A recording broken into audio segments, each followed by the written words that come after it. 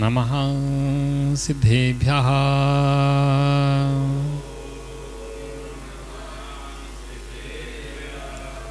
ॐ नमः सिद्धेभ्यः।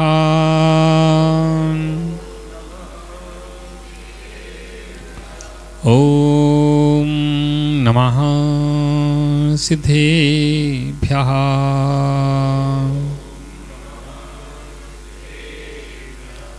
मंगलम भगवान वीरो मंगलम गौतमो गणी मंगलम कुंद कुंदाद्यो जैन धर्मोस्तु मंगलम सर्वमंगल मांगल्यम सर्वकल्याणिकारकम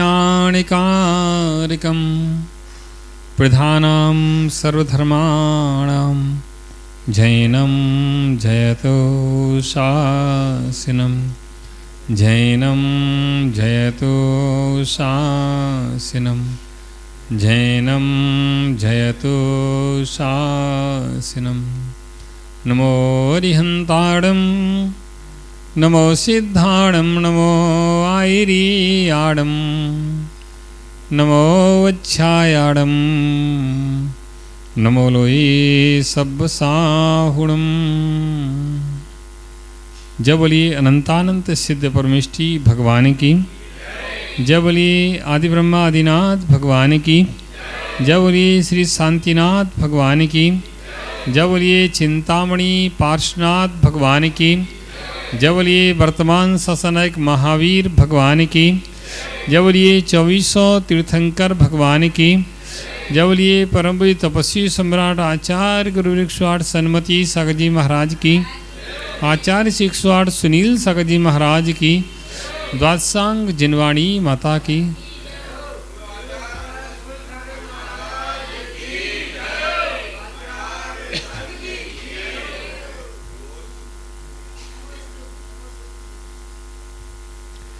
बंधु, अनंत आकाश में जिसका कोई और छोर नहीं है, उस अनंत आकाश में उड़ता हुआ एक पक्षी अपने अंदर आनंद की अनुभूति लेता है। उसको भी आनंद आता है कि कितनी ऊंचाई पर उड़ रहा है।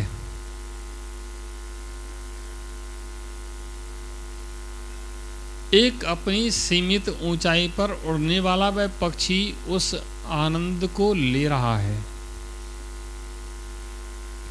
कोई उससे बड़ा पक्षी है, वह थोड़ी और ऊंचाई पर उड़ता है, थोड़ा और बड़ा पक्षी है तो और थोड़ी ऊंचाई पर उड़ता है। ऐसे ऊंचाई पर उड़ते उड़ते कितनी भी ऊंचाई तय कर ली जाए, लेकिन उस ऊंचाई का कभी अंत नहीं आएगा। कोई पक्षी कितना भी ऊंचा उड़ता हो तब भी वह ऊंचा नहीं है, बहुत नीचा है, बहुत नीचा है। समझना, कितना भी ऊंचा उड़ता हो तब भी वह बहुत ऊंचा है। वह 1% भी आकाश की ऊंचाई को नाप नहीं सका, 1% भी। तो क्या आप लोग नाप सकते हो? आप तो मनुष्य हो, 25 से ऊंचा तो उड़ ही सकते हो। बड़े बड़े यानों के द्वारा ऊंचे जा सकते हो, ऊंचाइयों को पार कर सकते हो। इतनी ऊंचाई पार कर सकते हो, कई हजार किलोमीटर की ऊंचाई पार कर सकते हो। कई हजार किलोमीटर की ऊंचाई पार करने के बाद भी तुम आकाश का 1% भी हिस्सा पार नहीं कर सके। 1% बहुत बड़ी बात हो गई। हम कहें कि 1 लाख का 1% भी या 1 करोड़ का 1% भी या अनंत का 1% भी तुम पार नहीं कर सके। फिर भी हम लोग गर्व करते हैं कि हमने इतनी ऊंचाइयों को छू लिया। अपने आप में अहंकार में भर जाते हैं कि हमने इतनी ऊंचाई को प्राप्त कर लिया। कितनी ऊंचाई, कितनी छुओगे, कितने ऊंचे जाओगे, कितने ऊंचे जाओगे? बस अपने से नीचे वाले पक्षियों को देख पाओगे। अपने से नीचे वाले पक्षियों को देख पाओगे कि उससे मैं ऊंचा उड़ रहा हूं। बस उसी से तुम्हारा ऊंचे उड़ने का अनुमान होगा। ऊंचाई पर पहुंचने का तुम्हारा कोई अनुमान नहीं है। तुम्हारे पास है क्या, क्या पैरामीटर है, कहां पहुंचना चाहते हो? हर व्यक्ति संसार की इस दौड़ में दौड़ रहा है, उड़ना चाहता है, बहुत ऊंचा उड़ना चाहता है, बहुत कुछ प्राप्त करना चाहता है, बहुत आगे बढ़ना चाहता है, लेकिन कितना बड़ा? हम लोगों की जब शक्ल देखते हैं तो दया आती है। ये बेचारे किस्मत के मारे कैसे भी इनका उपकार हो जाए, थोड़े से लाभ में ही बड़े प्रसन्न हो जाते हैं, थोड़े से छोटे से लाभ में भी बड़े खुश हो जाते हैं। जिसने कभी 10,000 नहीं देखे उसको 20,000 मिल जाए तो उसको पूछो ही क्या। और जिसने लाख देखे उसके लिए 20,000 की कोई कीमत नहीं है। जिसको लाख नहीं देखे हो उसको 10 लाख मिल जाए तो बड़ा प्रसन्न होगा। और जिसको 10 लाख क्या करोड़ देखे हैं उसकी 10 लाख की कोई कीमत नहीं है। ऐसे संसार में व्यक्तियों की अलग अलग अभिरुचि है, अलग अलग रुचि है, अलग अलग भावनाएं, अलग अलग योग्यताएं हैं और अलग अलग उनके पैरामीटर हैं सोच के हिसाब से। जो जितना सोच पाता है उतना ऊंचा अपने आप को ले जाना चाहता है। उससे उसकी ऊंचाई उससे ज़्यादा है नहीं, उसकी क्षमता उससे ज़्यादा है नहीं। बड़ी संसार की विडंबनाएं हैं। हम लोग जब चिंतन करते हैं तो बड़ा आश्चर्य लगता है कि लोगों को हुआ क्या है। बालक का जन्म होता है, जन्म होते ही उसको कुछ समय थोड़ा बड़ा हुआ, थोड़ी समझ आई, उसको एक भावना जगता कि अब मुझे आगे बढ़ना है, अब मुझे आगे बढ़ना है, कुछ करना है अपने जीवन में। और कुछ करते करते जीवन निकल जाता है और क्या कर पाते हैं वो ही जान पाए जो कर रहे हैं। बबली भाई बताओ क्या अनुभव हुआ?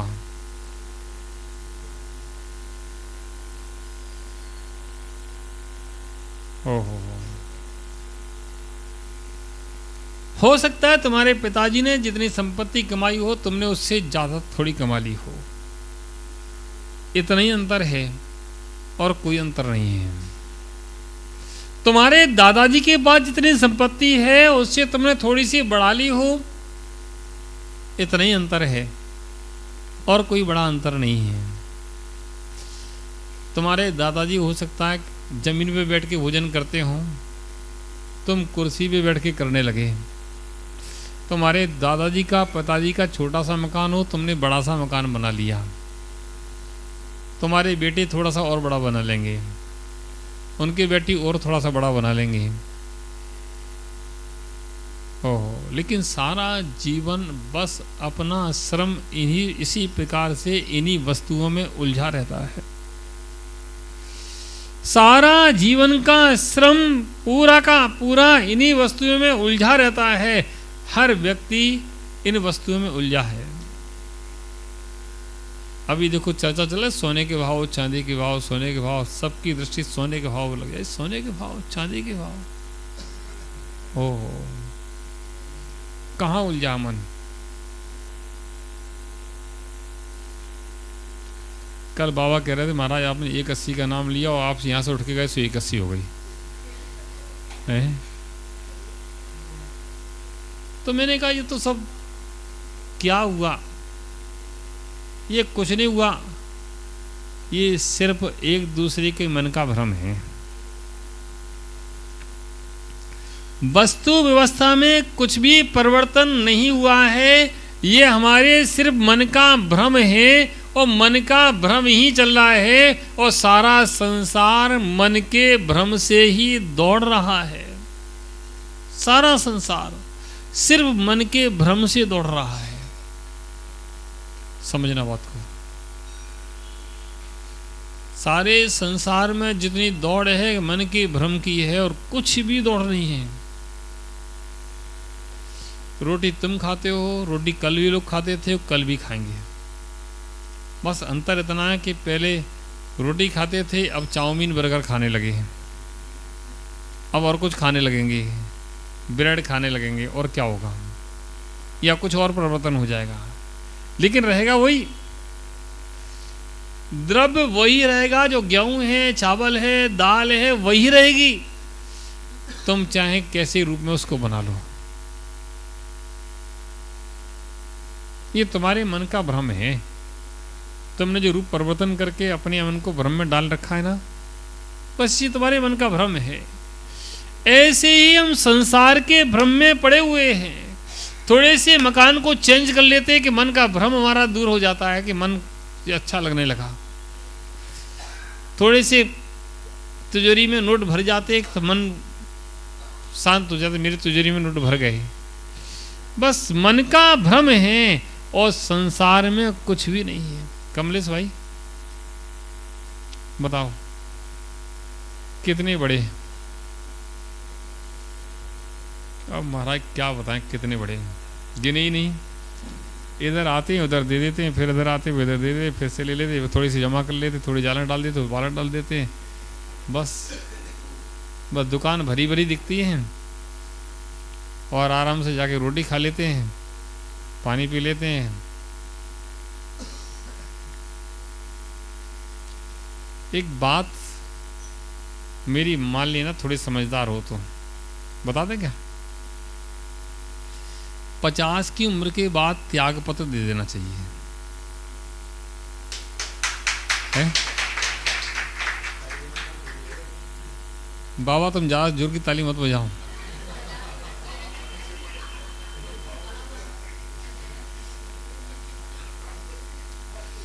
पचास के उम्र के बाद त्याग पत्र दे देना चाहिए, अगर अपने जीवन को सुख से जीना चाहो तो।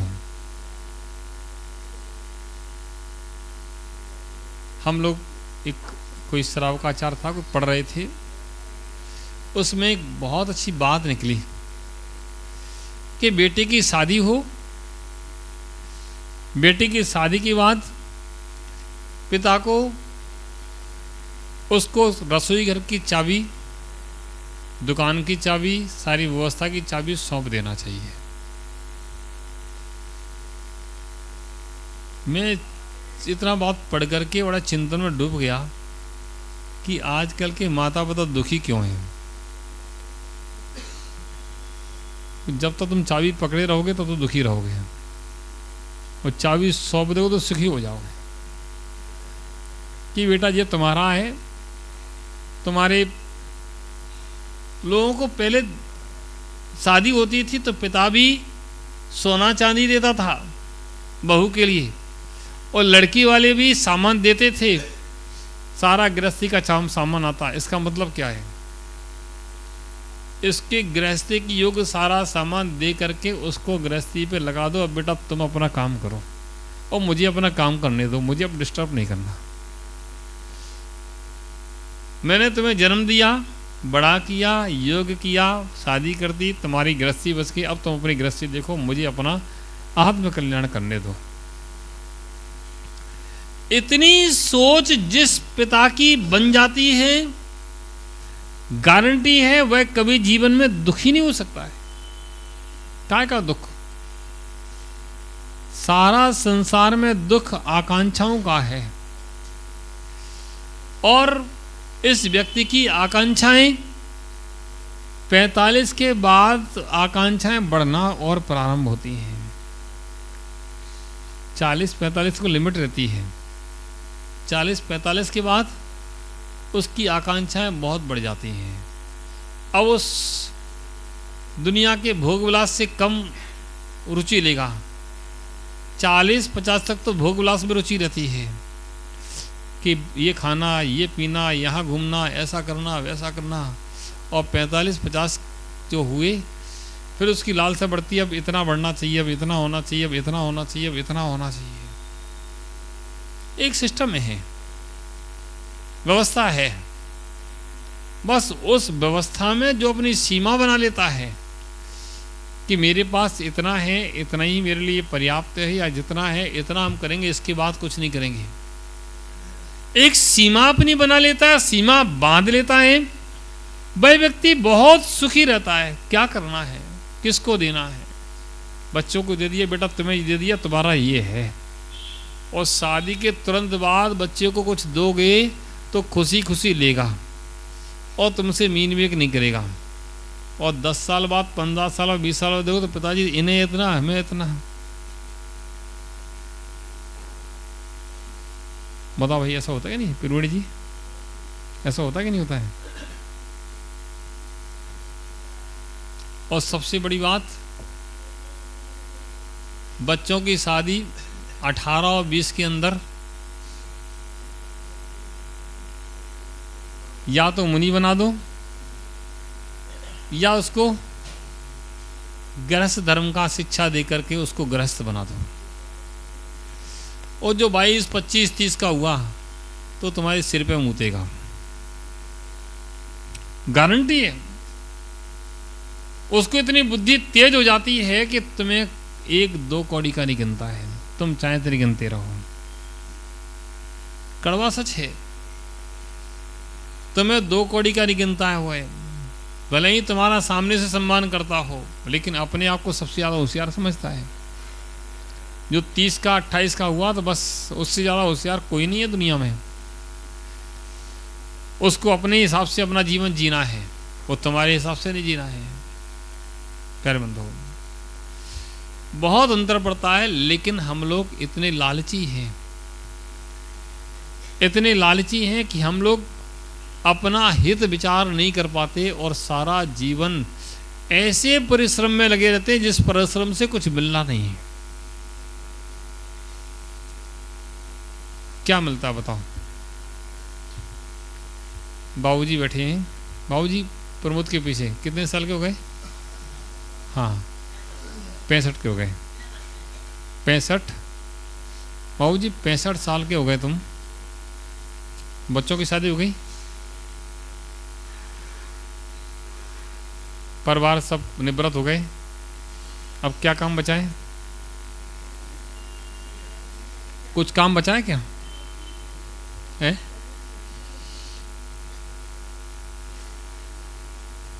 देखो मैं इसलिए पूछ रहा हूं कि 65 साल की उम्र में भी हमें दिखता है, इनके पीछे नहीं कर रहे हैं, सामान्य बच्चे 65 साल की उम्र में भी मुझे दिख रहा है कि मुझे फलाना काम करना है।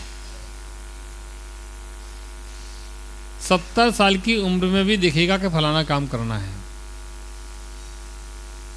80 साल की उम्र में भी दिखेगा फलाना काम करना है। काम कब समाप्त होंगे? जब तक सांस है तब तक आस है। लगता है कि अब ये करना है, अब ये करना है, अब ये करना है। प्यारे बंधुओं, तुम करते रहना, जीवन बीत जाएगा, कभी पूरा होगा नहीं। जीवन बीत जाएगा, कभी पूरा होगा नहीं। तुमने समझा ही नहीं, तुमने समझा ही नहीं कि तुम्हें करना क्या है। तुमने अपने जीवन को व्यर्थ ही बर्बाद कर दिया और आज भी उसी प्रकार से लगे हो। अभी रितेश बेटा, रितेश जब ये छोटा था तो उसको देख के लगता था कि मुनि बन जाएगा, और बेचारा फंस गया चक्कर में। बाबा कोई किसी को नहीं फंसाता है, कोई किसी को जो भ्रम है पिता अपना कर्तव्य करता, पुत्र जो करना होता वही करता है। जिसने बाहर पसंद कर ली तो पापा खूब समझा, उसको समझ नहीं आती, उसका मैं तो वही करेंगे, वही से करेंगे, उसी से करेंगे, वो पागल हो जाता है। संसार की दशा है। मैं जब इसको पहले देखता था तो लगता था कि ये मुनि बनेगा, और जब बाद में पता चला इसकी तो शादी हो गई। अब मैं इसकी तरफ देखता हूँ कि इतना धर्मात्मा लड़का है, लेकिन फिर भी संसार के चक्कर में बेचारा फंस गया। अब क्या करें, फंस गया। मम्मी बैठी क्या यहाँ? अभी यहाँ नहीं है। ओह दीपेश भाई बताओ, तुम्हें जब शादी नहीं हुई थी तब अच्छा लगता था कि अब अच्छा लगता है?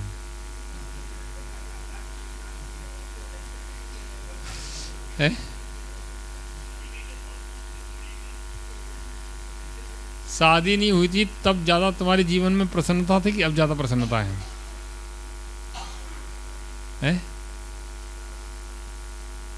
तब ज़्यादा थी, अब नहीं है, अब समस्याएं ज़्यादा हैं। ओ बेटा तुम्हारा पीछे क्या नाम बेटा तुम्हारा, बैठे हो? ऋषि। तुम्हारा नाम बेटा क्या है? पारस। शादी हुई बेटा तुम्हारी? नहीं हुई ना? तो बेटा इस आगे वाले से थोड़ी बातचीत कर लेना।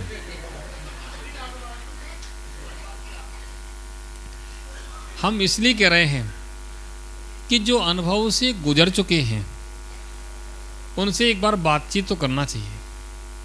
मान लो किसी को कपड़े की दुकान खोलना है तो आकर के बबली भाई से मिलेगा, बबली भाई से पूछे बबली भाई कपड़े की दुकान खोलना चाहते हैं, बताओ कैसे रहेगी, खोलें कि नहीं खोलें, क्या करें क्या नहीं करें। कमलेश से मिलेगा आकर के, है ना, कैसे करें क्या करें बताओ, करना चाहिए नहीं करना चाहिए, क्या विधि है उसकी, है ना, मुनाफा कैसे होता है, कैसा माल बिकता है, और झंझट ज़्यादा है कि कम है।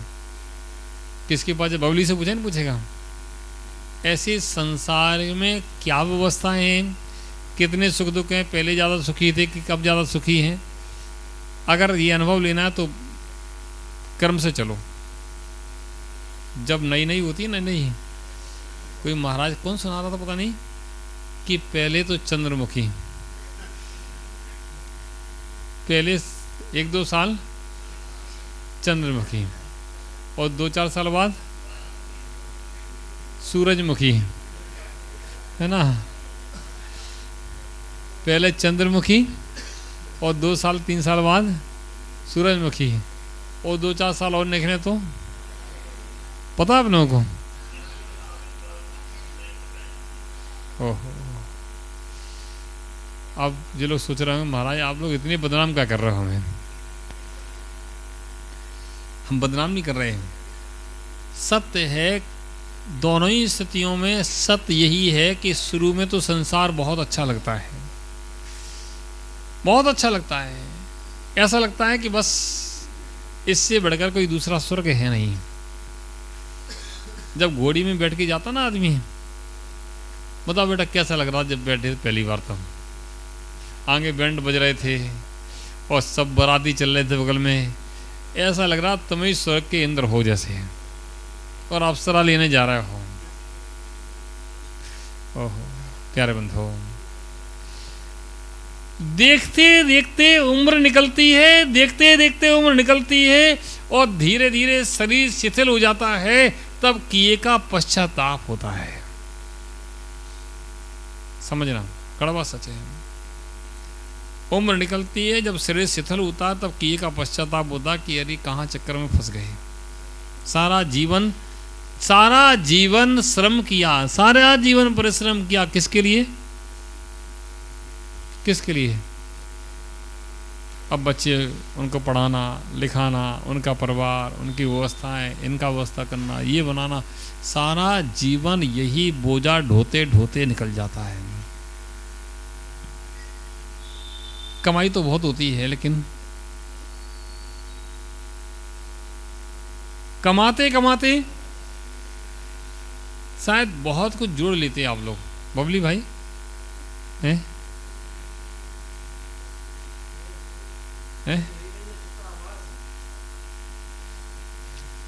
करते करते ऐसा लगता है कि बहुत कुछ जोड़ लेते हैं, लेकिन जुड़ता कुछ नहीं है। पता पड़ता है इधर आता उधर जाता है। 10% का भी शुद्ध मुनाफा नहीं हो पाता जो बच जाए। जितना कमाया जाता है उसका 10% का ही मुनाफा नहीं होता जो बच जाए, और बच भी जाता है तो उसके लिए बड़ा फिर श्रम करना पड़ता है। ओह प्यारे बंधुओं, बस यही भ्रम हमारा जो है, यही भ्रम हमारा जो है वही हमारे अनंत संसार का कारण है। क्योंकि हम अनंत की सीमा नहीं होती है, उस अनंत को प्राप्त करने के लिए प्रयासरत रहते हैं कि ये द्रव्य मिल जाए, ये द्रव्य मिल जाए। इतनी आकांक्षाएं हमारी होती हैं, इतनी उड़ान हम भरना चाहते हैं, लेकिन वह उड़ान कभी पूरी होने वाली नहीं है, क्योंकि उसका कोई अंत नहीं है। चक्रवर्ती की भी चक्रवर्ती की संपदा से पूर्ति नहीं होती है। 6 खंड का अधिपति जुड़ आधिपत्य प्राप्त कर लेता है। कितना? 6 खंड का अधिपत्य प्राप्त कर लेता, 6 खंड का। और 6 खंड की अधिपत्य प्राप्त करने के बाद फिर भी उसकी लालसाएं पूरी नहीं होती, इच्छाएं पूरी नहीं होती, और दुनिया में और आगे बढ़ना चाहता है। प्यारे बंधुओं, सम्राट सिकंदर ने भी सारी पृथ्वी को जीत लिया, और जीतने के बाद भी क्या लालसाएं समाप्त हुई? जब वह मरण सैया पर पड़ा था, तब एक बात अपने मंत्री को बुला के कहता है कि जब भी मेरा मरण हो जाए तो मेरी अंतिम इच्छा पूरी कर दी जाए। क्या क्या? ओह, मेरा सिर और मेरे हाथ खुले हों, दुनिया देख सके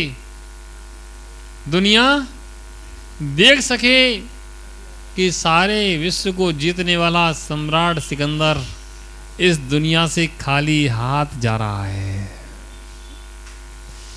सारी दुनिया को जीतने वाला सम्राट सिकंदर इस दुनिया से खाली हाथ जा रहा है। जो भी आया है कभी हाथ में लेकर के नहीं जाएगा। कि महाराज आजकल तो व्यवस्थाएं अच्छी हो गई हैं, आजकल तो है ना, अब सम्राट सिकंदर को जानता नहीं था इसलिए खाली हाथ गया है। हम लोग तो बहुत ज्ञानी हैं, हम लोग तो साथ में लेके जाएंगे। साथ में लेके जाओगे नहीं जाओगे? हैं? देखो मैं तो साथ में ले जाऊंगा पक्का 100%। तुम्हारी तुम जानो। मैं जितना कमाऊंगा सारा का सारा गारंटी के साथ में साथ लेकर जाऊंगा, या कुछ भी छोड़ के नहीं जाऊंगा। और तुम जितना कमाओगे हैं, बताओ कौन साथ ले जाएगा? साथ ले जाओगे? क्यों भाई, क्या नाम तुम्हारा? सुरेंद्र भाई, साथ ले जाओगे क्या? साथ ले जाओगे? कैसी बात कर रहा हो? क्या महाराज लेके जाएंगे? चेंज करो, बस हम तुम्हें कहाँ पहुंचाना चाहते समझो।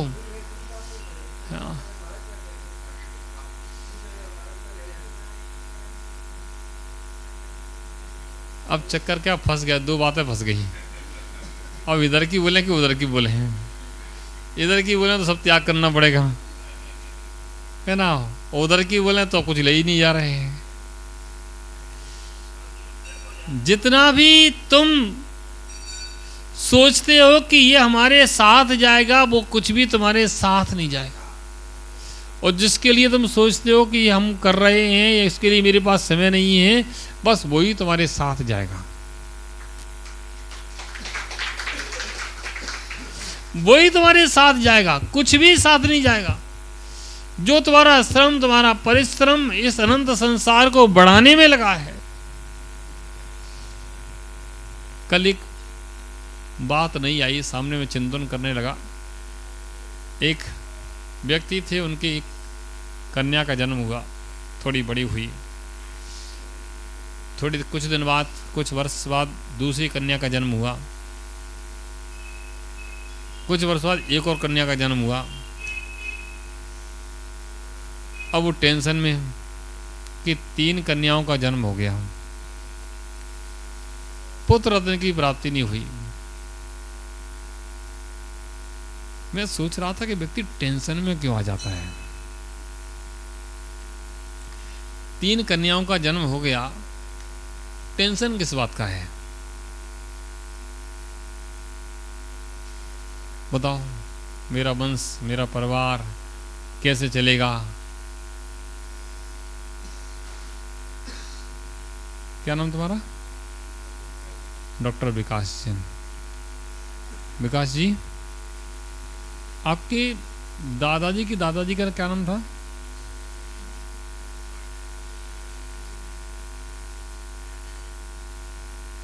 दादाजी की दादाजी के नाम क्या था?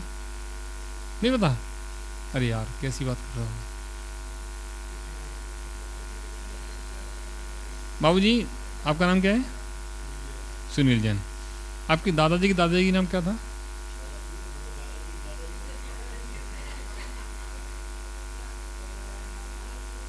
सुरेन, तुम्हारे दादाजी की दादाजी का नाम क्या था? दादा के दादा का, दादा के दादा का नाम पूछ रहे हैं।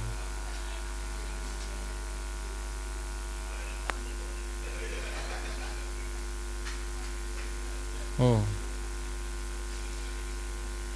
प्रवीण, तुम बताओ।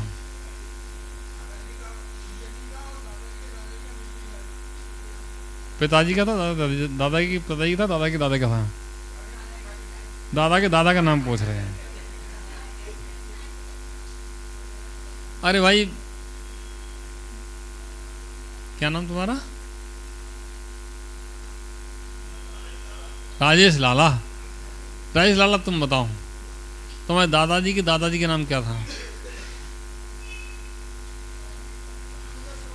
एक व्यक्ति भी नहीं मिला जिसको अपने दादा के दादा का नाम पता हो। तुम चुपचाप बैठे रहो। तुम्हारे पास तो पूरा हिसाब पता है।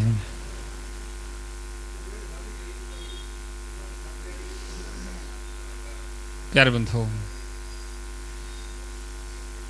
हम जिस वंश को चलाने की बात करते हैं, उस वंश में मुझे ही नहीं पता कि मेरे दादाजी के दादाजी कौन थे, क्या उनका नाम था। काश तुम धर्म के चलाने की बात करते तो तुम्हारा वह धर्म जीवित रह जाता। काश तुम्हारा धर्म के प्रति इतना रुझान होता, तुम्हारे जीवन में कितनी उन्नति, कितना विकास होता।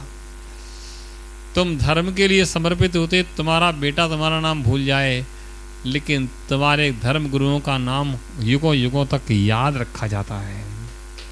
आचार्य कुंद कुंद स्वामी का नाम आज सम्मान के साथ में लिया जाता है। आचार्य धर्षण स्वामी का नाम, पुष्पन भूतबली का नाम सम्मान के साथ में हजारों पीढ़ियां बीत गई, उसके बाद में लिया जाता है। सैकड़ों पीढ़ियां बीत गई, उसके बाद भी लिया जाता है। वह वंश चला है, तुम्हारा वंश नहीं चला। तुमने वंश नहीं चलाया, तुमने तो वंश को समाप्त कर दिया। प्यारे बंधुओं, समझना, हम जिस तरफ चल रहे हैं उसकी कोई सीमा नहीं है। तुम कितना भी कर लोगे तब भी तुम्हें कुछ नहीं मिलेगा।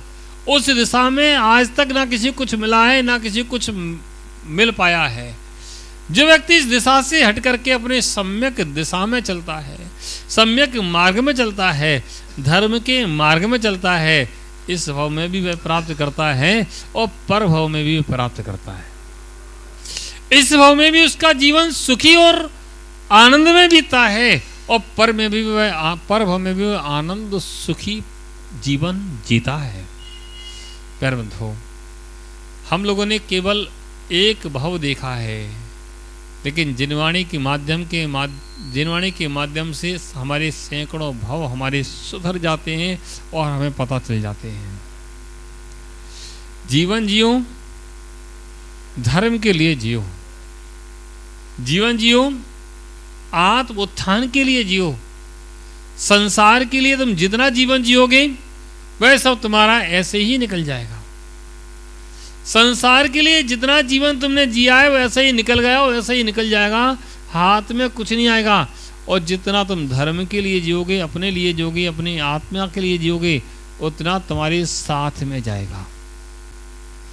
मैंने कहा ना कि मैं जितना कमाता हूं वह कहाँ ले जाऊंगा, क्योंकि हमने अपने बैंक के खाते में जमा कर रखे हैं। दूसरे का खाता हूं और खुद मौज उड़ाता हूं। देखो कड़वा सच है, माल दूसरे का खाता हूं और बैंक खाता अपना भरता हूं। अपने कमाई का एक पैसा भी मैं खर्च नहीं करता हूं। हमसे ज्यादा होशियार कोई दुनिया में हो नहीं सकता है। अपने कमाई का एक पैसा खर्च नहीं करता हूं। दूसरों के यहाँ जाता हूं, वह भी सम्मान के साथ में लोग बुलाते हैं, कहते हैं हे स्वामी नमोस्तु, आइए महाराज आ तो जाओ एक बार। नवदा भक्ति पूर्वक कोई बुलाता है तब मैं जाता हूं और अच्छे से माल खा के आता हूं। और फिर मैं जितना कमाता हूं उसमें से एक पैसा भी किसी को नहीं देता हूं। और तुम क्या करते हो, जो कमाते हो सारा दूसरों के लिए करते हो। तुम होशियार के हम है, और तुम लोग कहते तो मूर्ख है। ओहो, बोलने में भी शर्म आ रही है, जानने के बाद भी। ओहो प्यारे बंधुओं, इसीलिए कहते हैं होशियार बनो। क्या बनो, थोड़े तो होशियारी सीख लो। तुम्हें मैं होशियारी सिखाने आया हूं, तो थोड़ी होशियारी सीख लो। कमाओ किसके लिए, अपने लिए, और खर्च दूसरों की जिम का कराओ। है ना, लोग होते हैं होशियार लोग, क्या करते हैं, अरे कितने खर्च करो करो, आज तुम्हारी तरफ से नाश्ता, तुम्हारी तरफ से नाश्ता, तुम्हारी तरफ से नाश्ता, आज तुम्हारी तरफ से भोजन। अपनी जेब का कभी नहीं निकालता वो, है ना। होता ही नहीं होता ऐसा, बताओ तो कौन समझदार होता, बताओ, जेब से खर्च करने वाला कि जेब से खर्च कराने वाला है। ओहो प्यारे बंधुओं, समझे, हम कितना भी संसार में कर लें कभी भी हमारी पूर्ति होने वाली नहीं है। हाँ, जितना कमा रहे हो, धन भी कमा रहे हो, जो धन कमा रहे हो उसका बैंक बैलेंस जरूर बना लेना। क्या कर लेना, बैंक बैलेंस जरूर बना लेना। जितना तुमने बैंक बैलेंस बना लिया वह तुम्हारे साथ में जाएगा। अब आपको हमारा बैंक फेल हो जाती हैं, सहारा ने सारे पैसे खा लिए हमारे। तो ऐसा कोई भी परिवार नहीं हो जो इसके बाद सारे पैसे जमा ना हो, शायद एक आध हो। किसी के 10,000 20,000 तो मिले ही जाएंगे, ज़्यादा नहीं मिलेंगे तो हैं। देखो सबके मुड़ रहे, हाँ महाराज मेरू चले गए, हाँ महाराज मेरू चले गए। अरे इतने तुमने दान किए होते तो शायद तुम्हारे प्रभव के खाते में जमा हो जाते, और सहारा क्या ब्याज तुम्हें देता, उससे बढ़कर के तुम्हें ब्याज मिल जाता। उससे बढ़कर के कितना ब्याज मिल जाता बताओ। भरत चक्रवर्ती बने किस पुण्य की वजह से, बताओ, पता किसी को है? भरत चक्रवर्ती बने किस पुण्य की वजह से, ऐसा उन्होंने कब क्या किया था भरत चक्रवर्ती बन गए।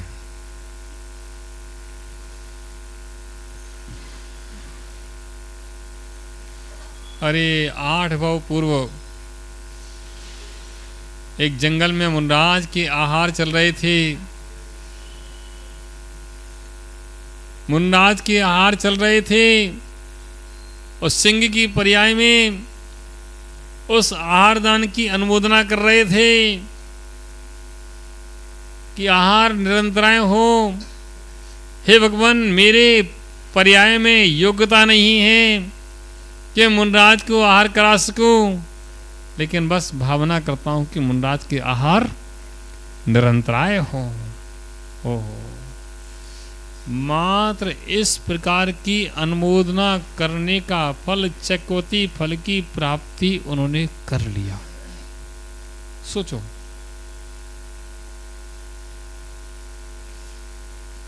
ये बैंक बैलेंस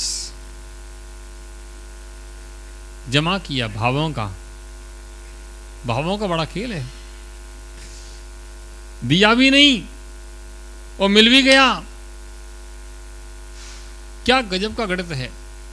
भाव को महाराज हैं, हम भी भाव कर लेते हैं, हम धम्म मंदिर में 5 करोड़ रुपए रोज दान करें, भगवान हमें मिल जाए तो हम दान करते हैं। ऐसे भाव नहीं किए जाते हैं। शक्ति के अनुसार दिया जाता है और फिर उत्कृष्ट की भाव किया जाता है। शक्ति के अनुसार दिया जाता है, फिर उत्कृष्ट का भाव किया जाता है, तो उस दान का फल होता है। तुम सोचो भावी भाव कोरी कर रहे हैं कि देना लेना कुछ नहीं है, और भावी भाव कोरी कर रहा हो तो बेकार है। प्यार बंधुओं, समझें, अपने परिणामों को समझें, अपने भावों को समझें। जिस अनंत की प्राप्ति तुम करना चाहते हो उसकी पूर्ति कभी होने वाली नहीं है।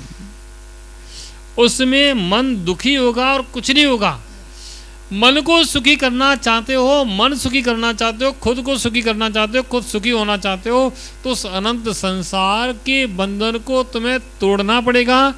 उस अनंत संसार के बंधन को तोड़ करके तुम्हें अपने आप को सीमित करना पड़ेगा। सीमा तुम्हें बांधना पड़ेगी। इस सीमा के अंदर मैं रहूँगा, इस सीमा के बाहर नहीं रहूँगा। ये सीमा हमारी है, मैं इतना कमाऊँगा, इतना दान करूँगा, ऐसा तुम्हारी सीमा तुमने बना रखी है, तो तुम्हारा जीवन कहीं ना कहीं सुखी हो सकता है। अन्यथा बहुत आए, बहुत चले गए, और आएंगे और चले जाएंगे, हाथ में कुछ भी नहीं लगेगा।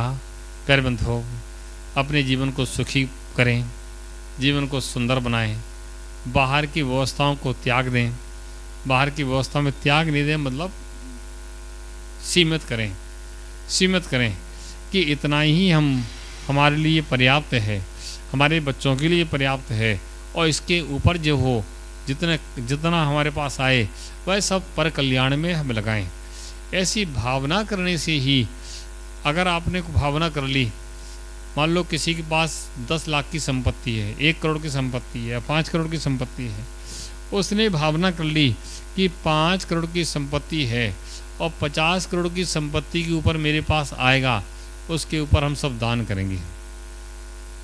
क्या 5 की है, मर्यादा का कर ली, 50 करोड़ की, 50 करोड़ की संपत्ति से ऊपर मेरे पास कभी होगा जीवन में, तो उसके मैं अपने पास नहीं रखूँगा। तो भी तुम्हारी एक मर्यादा है, तुमने सीमा बना ली। 50 करोड़ के ऊपर का तुम्हें पाप नहीं लगेगा। अभी जो तुम्हारा अनुबंध चल रहा है उसकी कोई सीमा नहीं है, उसकी कोई सीमा नहीं है, अनंत है। अभी तुम्हारी उड़ान की कोई सीमा नहीं है। अभी किसी से कहा जाए कि भाई आप लोगों का विदेश जाने का त्याग है क्या? कितने लोग विदेश गए हैं? कितने लोग जा पाएंगे? शायद नहीं लगता कि जा पाएंगे, नहीं जा पाएंगे, पता ही नहीं है। कितने लोग विदेश जाने का त्याग कर सकते हैं? उसमें भी कुछ लोग ऐसे सोचेंगे महाराज कभी मौका लग गया तो, कभी ऐसी बात हो गई तो, हैं?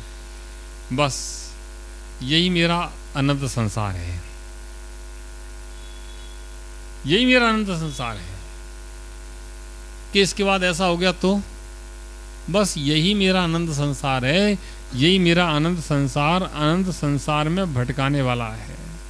जिसने सीमा बांध ली कि हमने भारत देश के बाहर में अब नहीं जाऊंगा, इस शरीर में प्राण रहते हैं, या मैं भारत देश के बाद एक दो देशों की और सीमा बांध करके कि भारत, जापान, कोरिया, कुछ भी इन 2 देश, 3 देश या 5 देश के अलावा कहीं दुनिया में नहीं जाऊंगा, तो भी आपकी सीमा हो गई। लेकिन कभी हम इस प्रकार की सीमाएं नहीं बांध पाते, अपने जीवन को बांध नहीं पाते। हमारा जीवन अनंत संसार की अनंत उड़ानों में ऐसा भरा हुआ है कि और कितना ऊंचा हम जा सकते हैं, और कितने ऊंचे जा सकते हैं। प्यारे बंधु, ऐसे कितने भी ऊंचे चले जाओ, उसका कोई अंत नहीं है। कहीं ना कहीं अपने जीवन को तुम्हें सीमित करना पड़ेगा। अगर जीवन को सुखी करना चाहते हो तो जीवन को सीमित किए बिना तुम्हारा जीवन सुखी होने वाला नहीं है। एक व्यक्ति संलेखना ग्रहण करता है, उसने अगर 12 साल की संलेखना ग्रहण की है, समझना 12 साल की संलेखना ग्रहण की है, तो उसके आप जीवन में परिवर्तन देखना प्रारंभ कर देंगे। किसी की 80 साल की उम्र है, उसको पता है कि 80 2-4 साल जीवन की और रह गए, ज़्यादा है नहीं है, उसके बाद भी उसने 12 साल की संलेखना ग्रहण कर ली है, तो उसके जीवन में बहुत बड़ा परिवर्तन अपने आप आना चालू हो जाता कि अब करना क्या है। 12 साल ही जीवन के हैं, या 10 साल ही हैं, या 5 साल ही हैं, अब बचा क्या, करना क्या है, अब तो आत्मकल्याण करना है। तो उसके जीवन की एक मर्यादा बन गई है, तो उसने अपने आत्मकल्याण के मार्ग में रुचि अपने आप उसकी जागृत हो जाती है। लेकिन हमारी लालसाएं इतनी कि अपने जीवन की सीमा नहीं बांध पाते हैं।